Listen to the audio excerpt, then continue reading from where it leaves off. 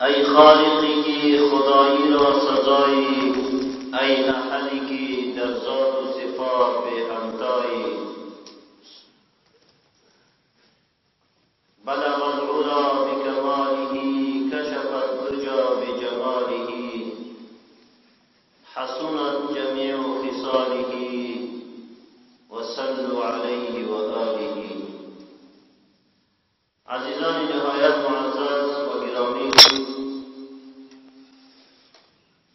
و خداپرستان و مسلمانان متدینین، موضوعی را که می‌خواهم امروز باز با حضور شما عزیزان برسانم، البته موضوعی بینمازی است در رابطه با کسانی که تارک نماز هستند. شاید در خدمت بعضی از دوستان و برادران چنین چیزی خطور کند که تقریبا چندین جمعه در رابطه نماز گپ میزنند. البته ملاها فقط وظیفه‌شان تنها بیان کردن نماز و زکات، دیگر چیز و مسائلی نیست. چنین فکری اگر کس کنه در حقیقت خیلی فکری غلط و اشتباهی نموده. چرا؟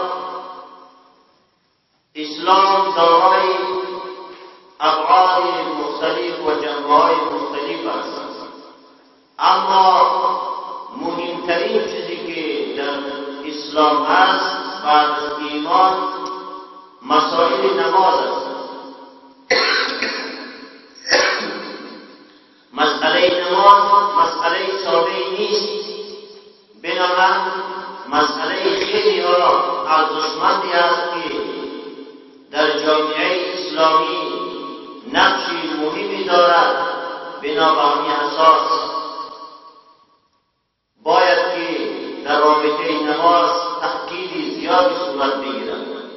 چرا؟ نماز بعد از ایمان بزرگترین رکن اسلامی است.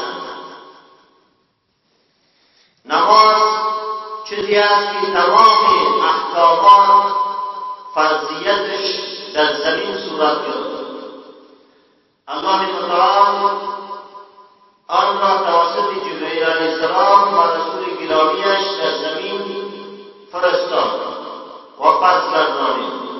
اما نماز مسئله مهمی است که الله متعال آن را در آسمان فرض گردانید و در شب معراج که واقعی شب معراج را هم فقط توان بشری خود بیان کردیم.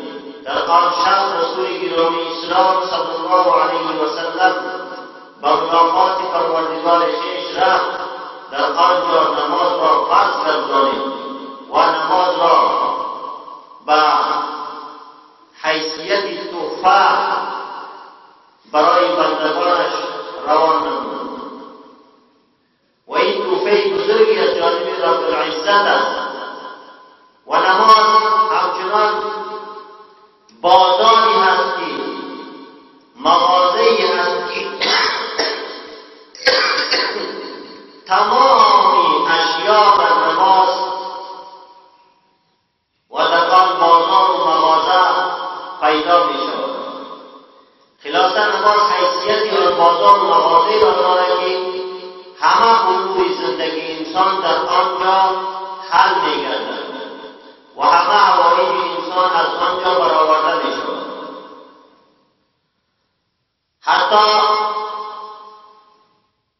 به بسیار بهای اندک و تخفیف. خلاصه نماز بازاری است که در آنجا رحمت، برکات، پیشرفت اقتصاد، حسن سلوک، شفقت و مهربانی، نور ایمانی، تقوا و خداپرستی و برکات و فیوضات الهی در همه امور زندگی انسان، در کاربار انسان، در عمر انسان، در رزق انسان انسان، در اهل و عیال انسان در این بازار پیدا می شود که همه از این به برکت نماز و نماز گزاریدن است. اگر انسانی بی نماز است، خلاصه او در چنان کندی کثافتی افتاده است که در آنجا پریشان حال است، هیچ راهی نجات درش وجود ندارد و علاوه که هیچ راهی نجات وجود ندارد، خاری، ذلت، پریشانی، دربدری، بیروزگاری همه چیز در آنجا است. خلاصه کسی نماز نمیخواند، در عمرش برکت نیست، در رزقش برکت نیست، پریشان حال است، دربده است، اقتصادش خراب است، حتی در خانه و خاندانش وقت و اوقات خوش نمیگذراند، اما وقت و اوقاتش به تلخی و خونجیگری و دربدری و پریشانی است. پس معلوم شد که نماز یک مسئله بسیار مهم و ارزشمندی بوده در اسلام که همه ابعاد زندگی انسان توسط نماز حل می‌گردد. رسول گرامی اسلام صلی الله علیه و سلم هر وقتی که مسئله مشکلی پیش میشد در امور زندگی روی به نماز می آورد، یعنی نماز را قائم می‌کرد. رسولی که با دعای از او، با خواستی از او، الله متعال همه امور او را حل می‌گرداند.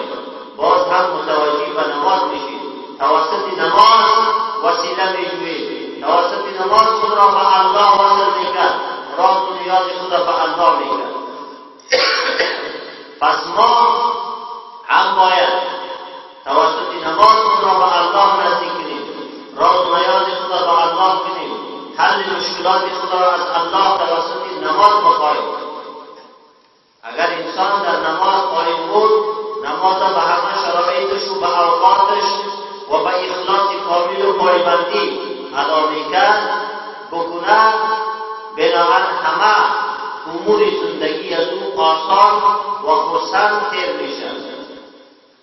به همین اساس نماز مسئله مهمی بوده. بنابراین ما هم در رابطه نماز چندین جمعه است که تأکید میکنیم و بیان میکنیم. اما افسوس بوال آن دوستانی است که میشنوند و باز هم میبینیم بی‌توجهی در نماز است. البته عزیزان کس خفه نشود و یا گفتار ما شخصا برای یک شخص یا یک محله نیست، گفتار ما جامعی است برای همه امت مسلمه. به هر واسطه که صدای ما را میشنوند کس برای خود شخصا فکر نکنه که ما را کن، اما اگر کسی جرمی دارد خود را اصلاح کنند و خرسند و خوشحال شود و خود را آماده بسازد بر نماز. اما متاسفانه جمعه‌های متعدد است که میگیم هنوز هم میبینیم که سستی یک نه تنها در مسجد ما، در تمام مساجد کشور ما و در تمام دنیا بینمازی رواج گردیده. حتی به حدی رسیده که خصوصا شب‌های جمعه، نمازهای شب جمعه یا صبح بامداد روز جمعه چقدر یک نمازهای پربرکت و پرفضیلت است، شب رحمت است، شب برکات است، شب طاعت است، شب عبادت است، شب خداترسی است. شب‌های است که اکثرا احتمال قیامت هم در شب‌های جمعه و روزهای جمعه باید انسان در این شب‌ها متوجه شود، خدا بترسد، غافل خواب نکنه. در این شب‌های جمعه بجز از ثقلین انس و جن که غافلند، دیگه همه مخلوقات خداوند، پرنده، حیوانات همه از ترس خدا می‌لرزند تا به روز خواب نبارند. اونها به نوع و شکلی که ذکر و اسرار محمد و ثنای خدا را میگن، به مو اشکال تا به روز اونها حمد و ثنای خدا را بیان میکنند و از ترس خدا میلرزند. اما افسوس به حال انسانها که هیچ پروایی ندارد، برای خواب است. حتی در روزهای جمعه اکثر مساجد مسلمانها در صف یک نفر یا دو نفر یا 10 نفر است. مسجدهایی است که 150,000 80,000 خانه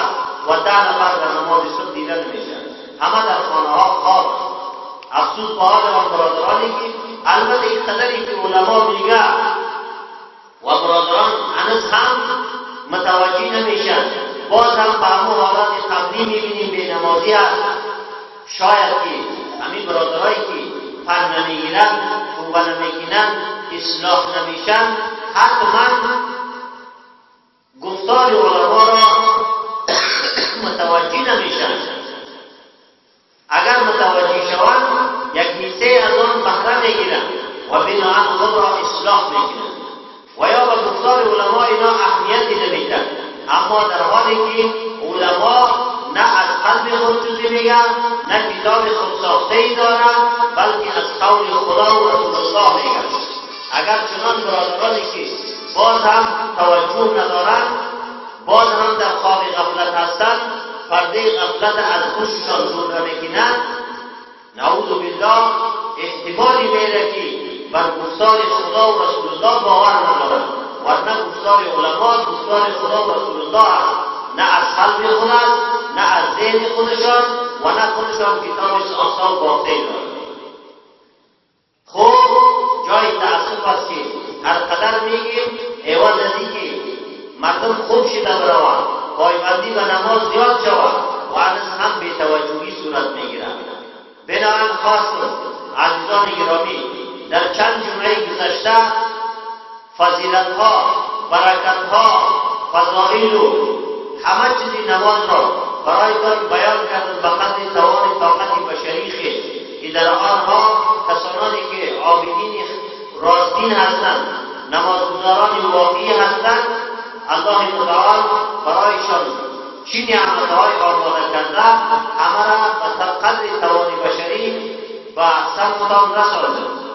اما این جمعه مخصوصا در رابطه با وعیدهایی در ارتباط به نمازها هست، میخواهم در این موضوع بحث کنم که برای بینمازان چی وعیدهای خدای متعال آماده ساختند و چقدر وعیدهای سختی هست و بینمازان چقدر در غضب خدا دچار هستند. عزیزان گرامی، الله متعال همه دوستان ما را، همه امت مسلمه را، همه اقوام و احبای ما را محبین به نماز بگرداند، به نماز پایبند بگرداند. الله متعال بالای همه و شما رحم کند و ما را از سقوف انسانهای بینمازی که مورد غضبش قرار گرفته نجات بدهد. عزیزان گرامی، رسول گرامی اسلام صلی الله علیه و سلم می‌فرماید بین المؤمن والکافر الصلاة، یعنی فرق بین مسلمان و کافر نماز است. فرقی که بین مؤمن و کافر انسان امتیاز میکنه و فرق میکنه نماز است. مسئله ایمان مسئله قلبی هست، اما از قلبی کس آگاه نیست. اما در ظاهر کسانی که نماز نمیخوانند، پایبند به نماز نیستند، در امور اسلامی و خصوصا در رابطه نماز بی‌باک هستند، شریعت اسلامی ما در ظاهر به اونها چنین حکمی اگر کند جای تعجب نیست. و یا ایمان مسئله قلبی است، اما اسلام مسئله ارکان است، مسئله اعضا است. اگر یک انسان به اعضا و جواری خود به تمام امور اسلامی پایبند نیست، سرخم نمیکنه، تابعدار نیست، آن را مسلمان کامل گفته نمیشه. اگرچه که مؤمن هست به نفس کلمه، اگر یک کس بگویش که تو اسلام نیستی، انسان گناهکار نمیشه.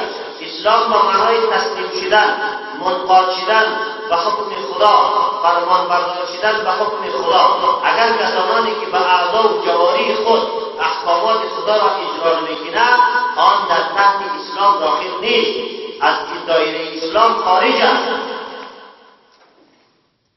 و 4 مذاهب اربعه، یعنی امام ابو حنیفه، امام اعظم رحمت الله علیه، امام شافعی، امام مالک، امام احمد ابن حنبل که این 4 بزرگواران صاحب مذهب هستند، مجتهدین هستند. تمام امت اسلامی در سراسر دنیا و گوشه دنیا در تحت این 4 مذهب قرار دارند. هر یکی از این بزرگوارا گوش کن که در رابطه بینمازها چی میگن. امام مالک رحمت الله علیه میگه بینماز کافر است. کسی که نماز نمیخواند کافر است. این من نمیگم، دیگه علما نمیگن. کتاب خود ساخته ما نیست، مجتهدین است. مجتهدین بدون دلیل تمامی امت اسلامی گفتم در زیر دایره اسلام و در زیر دایره این 4 مذهب میچرخند. اینها به دلیل کسی را کافر نمیگن. اینا در تحت مذاهب خود میلیون‌ها علما دارند، مجتهدین هستند. بدون دلیل کسی را کافر نمیگن، میگن کافر است. یعنی اگر یقینا عقیدتا کسی به نماز پابند نیست، عقیدتا به نماز اهمیت ندارد، فرضیت نماز قائم نیست، کافر است، از دایره اسلام خارج است. اگر عقیده داره و فرضیتش اما بی‌موقعانه نماز نمیخواند و نماز اهمیتی نمیده، به معنای کفران کننده نعمت خدا است، پوشاننده نعمت خدا است. نماز بهترین نعمت پروردگار است. بنابراین انسان به نماز کفران نعمت پروردگار میکنه، از نعمت پروردگار انکار میکنه. و امام احمد ابن حنبل با وقتی که میگه بینماز کافر است، میگه کشتن بینماز واجب است، باید بینماز قتل کرده شود، کشته شود. و امام شافعی رحمت الله علیه همچنان میگه بینماز کافر است. و امام اعظم رحمت الله علیه میگه انسان بینماز را 3 روز در محبس بندی کرده شود و با او نماز را پیشنهاد کرده شود. اگر نماز قبول کرد میخواند فبها اعلایش کنند. اگر نماز قبول نمیکنند در پیش او غذا آب چیزی گذاشته نشود تا که در محبس از گرسنگی هلاک شود و بمیرد. ببین 4 مذهبی حقه در رابطه بینماز هیچ کدامش قول خوبی نگفته، همش قول سخت و شدید است در رابطه بینماز. در هر 4 مذهب بینماز راهی نجات ندارد. آری اما متاسفانه حکومت اسلامی باید که خودش اول رئیس جمهور، قاضی القضاء، فرزند وزرای حج و اوقاف، همه اراکین دولتی خودش در اوایل پابند به نماز باید باشد. خودش به نماز کاملا اعتقاد داشته باشد. همه افعال و ارکان و شرایط نماز بدانه و بفهمند و بعدا همه اینها مسئول هستند که در رابطه به نماز غور کنند، فکر کنند. باید رئیس حج و اوقاف، مدیر حج و اوقاف در شهرهای بزرگ، در قریه‌ها، بازارها، شهرها کسانانی تعیین داشته باشند، تعیین کنند. امر بالمعروف نهی از منکر، این از آن مسئله امر بالمعروف و نهی از منکر اگر کسی بیان میکنه، بعد دوستا از اون نفرت میکنه، نعوذ بالله، فکر میکنن امر بالمعروف از طالبان ملاعمر است. نه از طالب است، نه از ملاعمر است، نه از نوع شخصی. حکم خدا امر بالمعروف نهی از منکر یک حکم اسلام است. باید حکومت امر بالمعروف داشته باشد، در قریه ها بگرده، گشت کنه، کسانی را که مجرمی بینماز گیر میکنه اونها را ببره، اونها را مجازات کنه، اونها را به نماز آماده بسازد. اما متاسفانه امروز اراکین حکومتی ما خودشان به شرایط نماز هیچ بوی نمیبرند، نمیدانند، وقتی نماز نمیفهمند، حتی نماز به اوقاتش مانده که در غیر اوقاتش هم نمیخوانند. در اراکین دولتی، در وزرای دولتی جای موضوع کردن، جای نماز خواندن در اکثر جا پیدا نمیشه.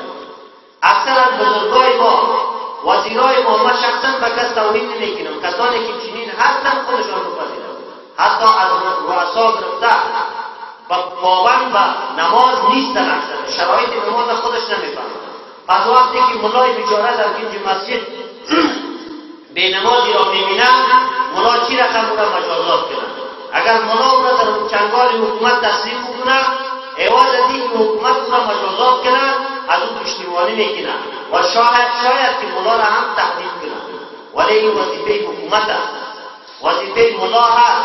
ولی این روز ملا از دست توانش مجازات یک مقتدی مشکل است. مقتدی را حتی اگر ملا میگه که نماز بخوان، بی نماز هستی، در نماز سست هستی، یک ماه دیگه پیشین ملا نماز نمیخونه، ولی مرا ملا سخت بود، ملا مرا بسیار سخت بود، بسیار سخت بود. سخت بودن ملا براتان رحمت است، براتان برکت و خیر است اگر کسی بداند. یکی ندانه هم ملا نباید به خاطر امور زندگی خود، به خاطر منافع شخصی خود مسئله حق پنهان کنه که ولا مقتدی از ما خفا میشه، سال دیگه مرا ایمان نمیگیره. هرگز نگیره. مسئولیت ملا و مقتدی است که باید نماز بخونه. اما اهالی قریه باید همراه ملا همکار باشد در رابطه با مجازات یک بینماز. چرا یک بینماز در یک قریه خودش سبب تباهی و هلاکت قریه یعنی انشاءالله براتان بیان میکنه. باید مردم مستفید همه اهالی قریه، کسی که یک بینماز در قریه هست همراه ملا کمک شود. علاوه از این کمک نمیشه اگر یک ملا کسی نمیگه که بیا به نماز بخوان یا او را سخت میگه، تمام اهالی قریه پشتیبانی از اون شخص بینماز مفسد میکنه، همراه ملا عقده میگیرن. والا ملا فلان کس سخت بود، این سال دیگه ملا را نمیگیره، هرگز نگیره. واقعیت است چنین. به رسول خدا صلی الله علیه و سلم گفت فرق بین مؤمن و کافر چیست؟ نماز. خواجه جعفر اصفهانی رحمت الله علیه روایت کردند که در محله که یک بینماز باشه، خوب گوش کنین عزیزان، تقریبا 5-6 جمعه من گفتم هنوز هم کسی پابند نماز درست نشید. من فکر میکنم که دقیقا گوش نگرفته، از اون گفتار من هیچ بهره نگرفته. اگر میگرفتیم متوجه میشید. اما این جمعه باز تاکید میکنم خوب دقیق شوید در رابطه بینماز. اما من شخصا کسی را نمیگم، عام است گفتار من، باز هم تکرار میکنم. خواجه جعفر اصفهانی رحمت الله علیه در رابطه بینماز چی گفت؟ روایت کردن در محله که یک بینماز باشد، حق سبحانه و تعالی ملک را در آن محله موظف میکنه، فرمان میده تا که روزانه در آن محله 70 مرتبه لعنت بفرستد. نعوذ بالله من ذلک. همتان بگویید نعوذ بالله. لعنت معناش چی؟ اللعن الطرد من رحمت الله. معنای لعنت است که یک کسی را از رحمت خدا طرد کنی، دور کنی، برانی. شیطان ملعون است، از رحمت خدا رانده شد. ببین الله متعال میگه روزانه ملکی را مقرر میکنه که 70 بار در آن محله لعنت بفرستند. اگر یک بار نعوذ بالله یک انسان یا یک شخص یک محله موردی لعنت خدا قرار بگیره، دیگه او انسان روح فلاح و رستگاری را میبینه؟ هرگز نمیبینه. او انسان خود تباه و هلاک و برباد میشه. چه جایی که روزانه 70 مرتبه ملک لعنت بفرسته، دعای ملک رو قبول است. و همچنان انسان بینماز روزانه بالایش 2 لعنت نازل میشه. چرا؟ شیطان الله متعال گفت که در آن وقت شیطان در آسمان ها در جمع ملک بود. زمانی که آدم علیه السلام را پیدا کرد، همه ملک با شمول شیطان حکم داد که با آدم علیه السلام سجده کن. شیطان سجده نکرد، بناهن از رحمت خدا رانده شد، کبر و غرور کرد. شیطان که با آدم علیه السلام سجده نکرد، خداوند ملعونش قرار داد. بناهن انسان روزانه 2 مرتبه بالاش لعنت نازل میشه برای انسان بینماز. یکی به خاطری که حکم خدا را انجام نمیده. خدا حکم میگه که نماز بخوان، حکم خدا را انجام نمیده. و دوم به خدا سجده نمیکنه. شیطان با آدم علیه السلام سجده نکرد، ملعون قرار داد. انسانی را که خدا حکم میکنه که برای من سجده کن، او سجده نمیکنه، بناهن به اون روزانه 2 مرتبه لعنت نازل میشه. اگر یک انسان روزی 5 وقت نماز نمیخوانه، در هر روز 2 ضربه 5 10 مرتبه. بالای یک انسان روزانه 10 مرتبه لعنت خدا نازل میشه. نعوذ بالله من ذلک. چقدر شدید است عزیزان، متوجه شید، بسیار سخت است.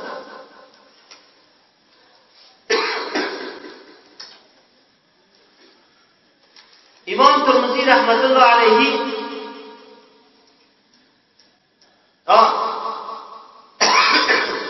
زمین به سوی آسمان به سوی الله روزانه 3 مرتبه صدا میکنه، ندا میکنه، فریاد میکنه که ای الله مرا اجازه بده تا که 3 گروه را 3 طبقه را در شکم خود بکشم، فرو ببرم، اینها را عذاب کنم. که او 3 گروه کیا هستند؟ یکی زمین میگه که ای الله مرا اجازه بده که قاتل یک مسلمان را در شکم خود فرو ببرم. کسی که یک مسلمان را ناحق میکشد، زمین به سوی الله صدا میزنه که مرا اجازه بده که من این قاتل را در شکم خود فرو ببرم. الله تعالی در قرآن میفرماید ومن یقتل مؤمنا متعمدا فجزاؤه جهنم خالدا فيها وغضب الله علیه ولعنه. کسی که یک مسلمان بر ناحق خونش میریزاند، میکشد، جای از او آتش دوزخ است و لعنت و غضب خدا بر او نازل میشه و او در غضب خدا دچار است. ببین زمین هم صدا میکنه که همین قاتل اجازه بده خدایا که من در شکم خود فرو ببرم.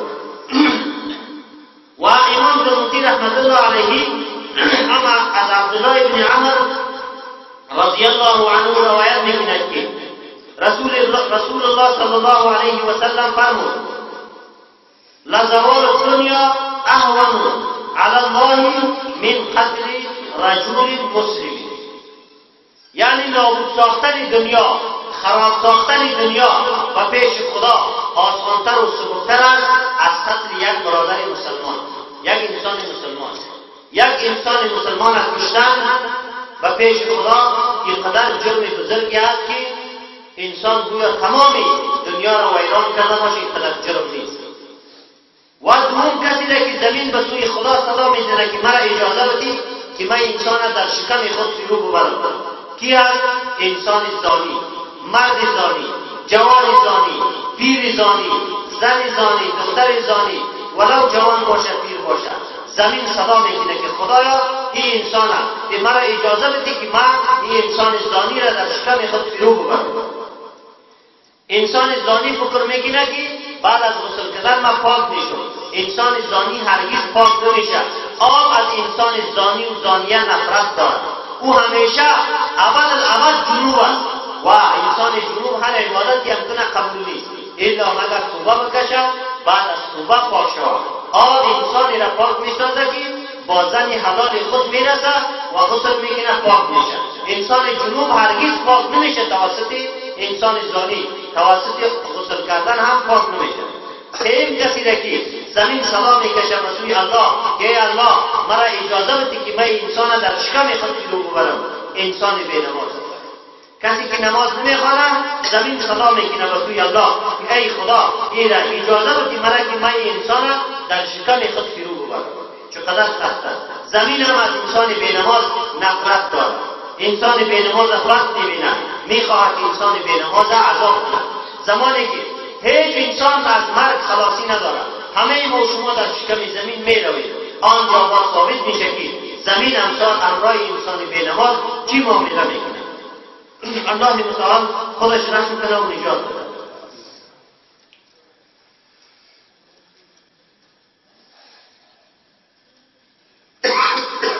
حافظ شیرازی رحمت الله علیه میفرماید شیطان که رانده گشت و جز یک خطا نکرد، خود را برای سجده آدم رضا نکرد. شیطان و جز یک خطا نکرد که آن خطای شیطان چی بود؟ او بود که برای سجده آدم خود رضا نکرد. خداوند گفت که سجده بکن، شیطان گفت که خلقتنی من نار و خلقته من طین. مرا از آتش آفریده و او را از خاک. آتش سزاوار نیست که به خاک سجده کند. کبر کرد، تکبر کرد، خدا ملعونش قرار داد. پس انسانی که به خدا سجده نمیکنه او را هم خدا لعنت میکنه که بیشتر بیان کردم. همین را حافظ شیرازی می‌فرماید که شیطان رانده گشت و جز یک خطا نکرد، خود را برای سجده آدم رضا نکرد. شیطان 1000 بار بهتر بود که به نماز او سجده بر آدم و این بر خدا نکرد. شیطان 1000 بار از انسان به نماز بهتر است. چرا شیطان به آدم سجده نکرد، انسان به نماز به خدا سجده نمی‌کند. 1000 بار شیطان از انسان به نماز بهتر است. پس دیگه برای انسان چی انسانیت ماند، چی رستگاری و فلاح ماند؟ پس چی مشکل است که انسان بر ناحق خدا دچار غضب خدا و لعنت خدا می‌کند؟ چرا خدا در رحمت خدا شامل نمی‌کند؟ همچنان انسان به نماز هر روز 5 وقت نماز نمی‌خواند، گفتم در لعنت خدا قرار می‌گیرد که هر روز 2 مرتبه 2 ضرب 5 10 مرتبه بالای انسان به نماز لعنت نازل می‌شود. همچنان فرموده است در روایتی که کسی که نماز صبح نمی‌خواند، خوب گوش کنید، بعد از اینکه را می‌فهمید در هر قریه محله خاندانی که انسان به نماز است، باید امرای او اول را دعوت بدید اصلاح شود. اگر نمیشه می‌خواهید که از شرش نجات بیابید، به امرای دشمنی و عداوت کنید، او را از قریه‌تان بکشید، او را در قریه نگذارید که در عذاب و بلای دچار میشید. ببین فرموده کسی که نماز صبح را نگذارد ایمان از وی بیزار است. هر کسی که نماز صبح نمیخواند ایمان از انسان بیزار است. او انسان ایمان ندارد. پس انسانی که از او ایمان بیزار باشد در محله و قریه انسان مسلمان ها چی میکنند؟ باید مسلمان ها را از قریه خود بکشد. و کسی که نماز پیشینه نمیخواند قرآن از او بیزار است. قرآن از او بیزاری میکنه، در روز قیامت قرآن از او شکایت میکنه، گریوانی از او را به پیشگاه خدا میگیره. و هر کسی که نمازی عصر نمیخواند فرشتگان خدا از او بیزار است، ملک از او بیزار است. گفتم خدای متعال کسی را که در محله که به نماز باشه ملکی را روان میکنه که روزانه 70 مرتبه بر اون محله لعنت بفرستد. توسط یک به نماز تمام محله در غضب خدا دچار میشه. چرا به نماز از قریه بیرون نکنیم؟ چرا ما در عذاب به نماز باشیم؟ به نماز در غضب خدا دچار شده باشیم. کسی که نمازی شام نمیخواند پیغمبران از او بیزار است، پیغمبران علیه السلام از او بیزار است. انسانی دعوای محبت دارد که ما امتی رسول الله هستم، اما روزی حسرت و افسوس است که در روز قیامت رسول الله صلی الله علیه و سلم از این انسان به نماز روی بگرداند. یقین چشم رسول خدا توسط نماز است. هر مشکلی که به رسول خدا پیش میشه او به نماز رجوع میکرد. بنابراین در امت اسلامی هر انسان، هر جوانی که نماز نمیخواند روزانه 5 وقت 5 تیر زهرآلود به جگر رسول الله صلی الله علیه و سلم میخلاند. پس انسانی که به جگر رسول الله تیر بخلانه او انسان دشمن خدا و رسول نیست، یقین دشمن خدا و رسول است. یقین از اون انسان رسول الله بیزار است. نعوذ بالله خدای متعال نجات بده و ما و شما را الله متعال از جمله نمازگزاران و از جمله امت واقعی رسول الله بگرداند. عزیزان خیلی سخت است. کسی که نماز خوبتر نمیگذاره الله متعال از او بیزار است. کسی را که الله از او اظهار بیزاری کنه با او انسان دیگه چی رستگاری و فلاح میماند؟ دیگه قدر وقت خوش نکنید تقریر مرا. دانی دقیق گوش کنید بفهمید و روزانه وقتی نماز شید اینمی گفاره در ذهنتان بیارید که اگر ما نماز نخواندیم خدای نخواسته اینمی مشکل با ما پیش میشه. عجالتا خدا آماده نماز بسازید. قال النبي صلى الله عليه وسلم من اعان تارك الصلاة بلقمة واحدة فكأنما هدم الكعبة 70 مرة. وعیدای سخت دیگه جمعه گذشته هم گذشت. اما رسول خدا صلی الله علیه و سلم میگه کسی که یک انسانی بینماز با یک لقمه کمک میکنه گویا که مکه مکرمه را 70 مرتبه ویران کرده باشد. چقدر گناه بزرگ است. یک مسجد یک بار ویران کردن چقدر گناه است. پس کسی که به بینماز کمک میکنه، به بینماز دوستی میکنه، به بینماز محبت داره گویا که 70 مرتبه مکه معظمه را ویران کرده باشه. چقدر سخت است. بنابراین هر کسی که در اقوامتان نزدیکترین دوستتان از بینماز است به او اعلان بیزاری کنید. اگر به او اعلان دوستی کنید در غضب خدا انسان دچار میشه. خدا نجات بده. قال صلی الله علیه و سلم جای دیگر میفرماید لا تکونوا من امتی. این خود دقیق تعیین کنید که انسان بینماز چقدر غضب خدا دچار است. لا تکونوا من امتی تارک الصلاة لا تکونوا من امتی. کسی که نماز ترک میکنه از جمله امت من نیست. نفلات نبگذارید، نفل نخوانید. بهتر و ثواب از نفل کردن این را گوش بگیرید. این نفل به شما چنان فضیلت نمیده که در یک هفته یک روز میل 2 دقیقه نفل میخوانید. تقریر وقت را گوش بگیرید. تارک الصلاة لا یکون من امتی. رسول خدا میگه تارک نماز از جمله امت من نیست. پس کسی که از جمله امت رسول الله نباشد روز قیامت حال از او چی خواهد باشد؟ محروم من الجنة. انسان بینماز از جنت محروم است. پس کسی که از جنت محروم باشه جایش کجاست؟ شما بگید کجا میره؟ لوح المحفوظ نمیره، دوزخ میره. دوزخ و عذاب شدید است. ماله حرام. انسان بینماز مالش حرام است. کسب و کاری که میکنه، دهقانی میکنه، تجارت میکنه، هر مالی که به هر واسطه‌ای که به دست میاره حرام است. حرام خودش میخره، حرام خورده. یک لقمه حرام 40 عبادت انسان قبول نمیشه. حرام خود برای اهل و اولادش حرام داد. از او غذای حرام نطفه جور شد، اولادش حرام زاده میبره. همیست که اولادها اکثرا دروغگوست، بیباکه، چلبازه، فریبکاره، بیدینه، در دین سست است. علت غذای حرام پدر و مادر. مال و حرام به ملا صاحب مال حرام میده. کار میکنه، پایله زیادتر کرد، ختم میکنه، ملا صاحب طلاق میکنه. این حرام به ملا داد. خودش یک گناهکار، حرام به برادر مسلمانش داد، دیگر گناه دبل در غضب خدا دچار شد. دیگر چیز و ولده حرام. بچه‌ای که از اون میای حرام است. خیر این تخلاص میکنیم اگر وقت دیرم شد که دیگر باید در رابطه نماز بس میکنیم. تقریبا چند جمعه شد دیگر ما بخوره بخیر ان شاء الله با شروع میکنیم. و ولده حرام. بچه‌ش حرام است، حرام زاده است. و طعامه حرام. طعامی که میخوره حرام است. و شرابه حرام. میشودنیش حرام است. چیزی را که مینوشه حرام. و سلامه حرام. سلامی که به انسان مسلمان میده انسان بینواز حرام. سلامش علیک نگید. فهو ملعون فی التورات.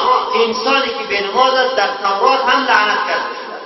در تورات و انجیل و زبور در ادیان سابقه هم نماز بود. در همونجا کسی که بینواز بود خدا ملعونش قرار داده. در امت اسلامی، در امت محمدی هم بینمازها را خدا لعنت کرده. فهو ملعون فی التورات. در تورات که کتاب آسمانی هم هست در باره بینماز لعنت فرستاده شده. والانجیل در انجیل هم بر بینماز لعنت فرستاده شده. والزبور در زبور هم کتاب‌های آسمانی است. والقرآن در قرآن کریم هم بر بالای بینماز لعنت نازل شده و فرستاده شده. اولئک هم الکافرون. اینمی جمعه بینماز از جمله کافران. اینمی 4 امام 4 مذاهب بینماز از 3 مذهب کافر بود. و امام ابو حنیفه رحمت الله علیه گفت که بینماز 3 روز در محبس گذاشته شود و نماز برش پیشنهاد شود. اگر نماز خوان قبول کرد اعلان شدن و نه پیشش نان و غذا و آب نمانند که همونجا بمره، همه هلاک شود در حالت کفر میبرد.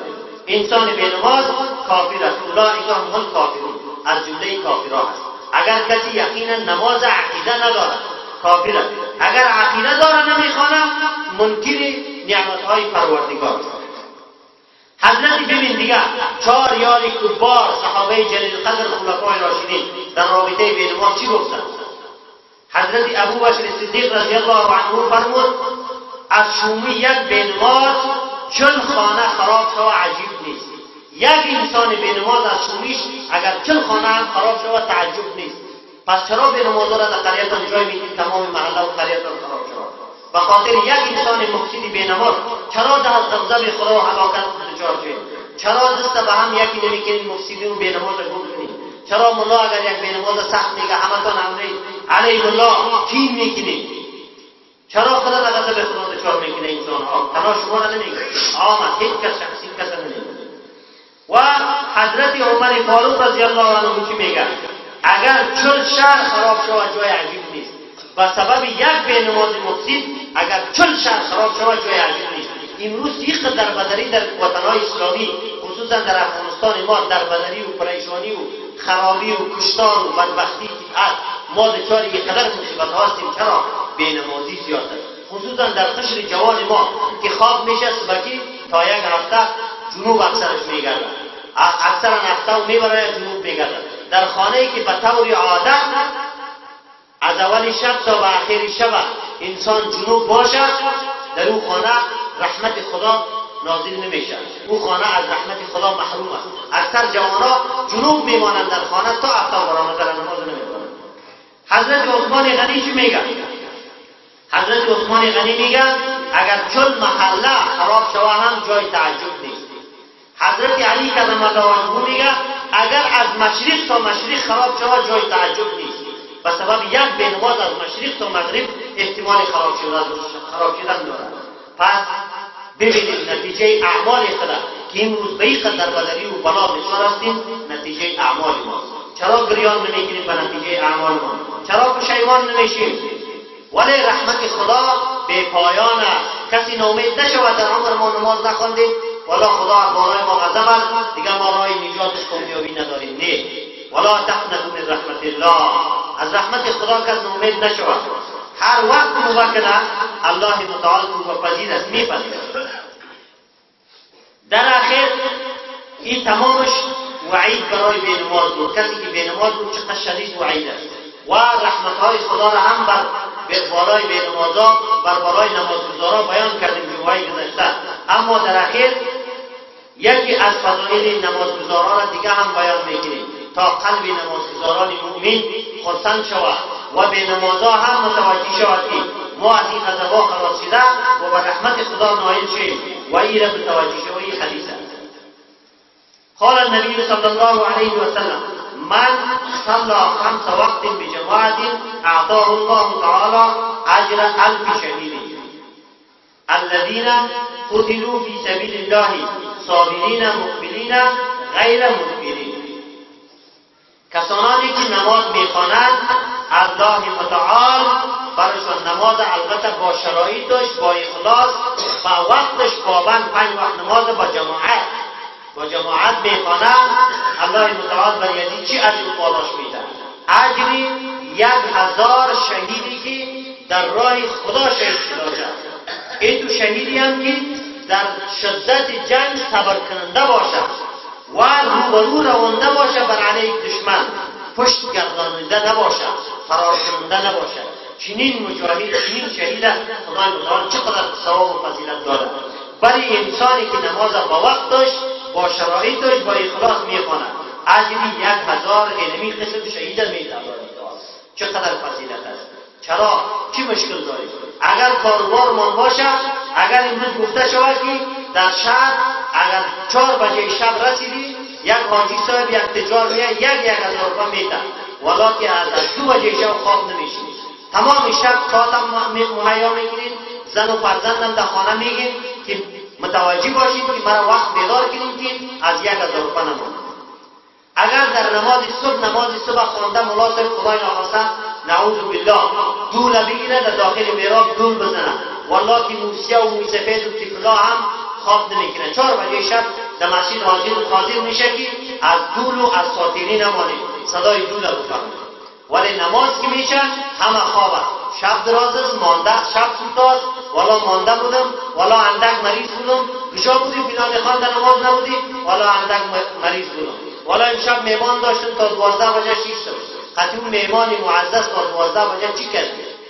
طاعت عبادت خدا را کردی، در علم بحث کردی، در امور مسلمان ها گفت زدی، غم مسلمان ها را خوردی، یا این تکلیف فیلم های مبتذل و حیاشی کردی، یا قمار زدی، یا غیبت کردی، یا شراب خوردی، یا لواطت و زنا کردی. چی کردی؟ بجز فساد نهایتا که هیچ گناه نکنه غیبت میکنه، نهایتا هیچ گناه نکنه فیلم های مبتذل و به حجاب و هندی و سیکس میبینه. ولا صرف میوان داشتم تا 12